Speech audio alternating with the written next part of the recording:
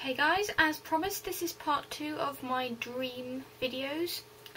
I have the first dream written down. This was quite recent, it was only January time. So it started off, I had to get to a place in London in a certain amount of time. I was with my friend Beth.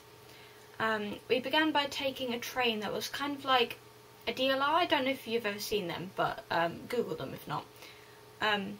We had to take the DLR to a place, and then we got flung across to London, which consisted of getting stuck in this massive load of like pillowy pink chewing gum stuff and being flung high into the air, and then everything pixelated out.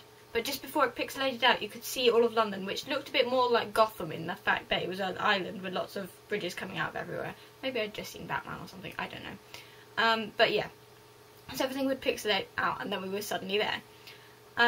Supposedly, this was a massively underrated form of transport in London, and it was like revolutionary, and it was just... I don't know where this all came from. Maybe there was like some PR announcement, but according to this, it's a massively underrated transport into London, and I wrote this right after I had the dream, so this is really weird.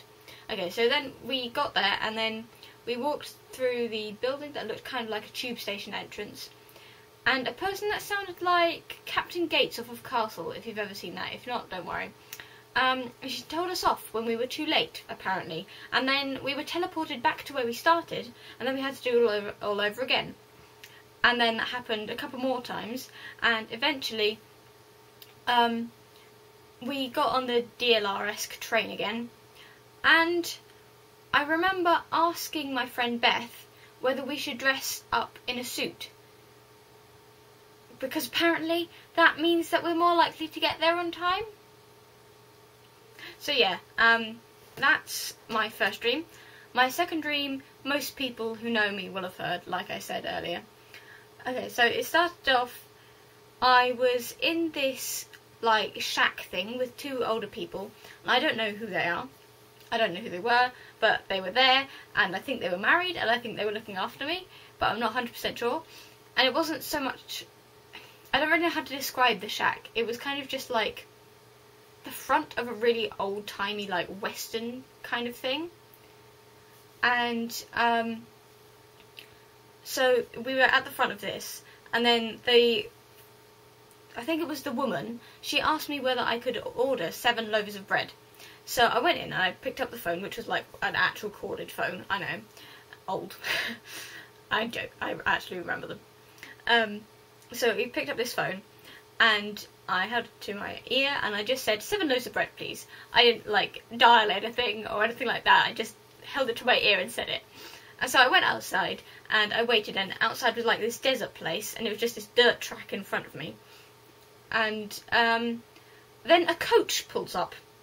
And you know the like side flap on the coach where you put your luggage? Yeah, that opened up and like loads of bread fell out. And it was like really cartoon bread, so it's like that shape. And then that coach pulled away and another coach pulled up and the side flap opened and more bread fell out. And that carried on for like 20 coaches. And so they had like this massive pile of bread. And I remember picking one up and thinking, okay, so that end doesn't have a crust on, that end doesn't have a crust on, and putting it down and then picking up another one and being like, oh, that one has one end which has a crust on, that end doesn't have a crust on. And then I remember thinking, oh, I know what they did. They just made 7 really long loaves of bread, but they wouldn't fit in the coach, so they chopped them up into bits. And the bits with one crust on the end were the ends of the really long loaves. If you're a dream analyst, please tell me, because I have no idea. So yeah, bye guys.